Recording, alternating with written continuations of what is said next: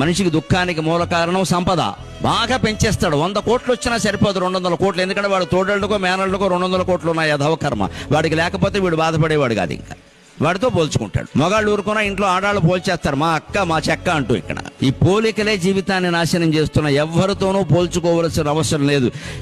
సృష్టిలో పుట్టిన ప్రతి జీవి ఒక ప్రత్యేకమైన జీవి. Every human being is unique. ప్రత్యేకంగా నువ్వు ఒక ప్రయోజనం కోసం పుట్టావు, మనం ఒక ప్రయోజనం కోసం పుట్టాం.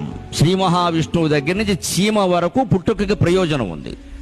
మహావిష్ణువుకు ఉండే ప్రయోజనాలు ఆయనకుంటే చీమకుండే ప్రయోజనం చీమకుంది. ఒక్కోసారి చీమ చేసిన పని విష్ణువు చేయలేడు, విష్ణువు చేసిన పని చీమ చేయలేదు కాదు, చీమ చేసే పని విష్ణువు కూడా చెయ్యలేడు. విష్ణువు కూడా పంచదార డబ్బాలో దూరాలంటే చీమ అవ్వాలి, విష్ణువుగా దూరలేడు. శంఖ చక్ర గదా పద్మాలతో దూరదామంటే చూడు సరిపోదు. అంతే విష్ణువు గొప్ప చీమ గొప్ప, దేని గొప్పదాంది ఖచ్చితంగా ఎలా పోల్చుకుంటామండి?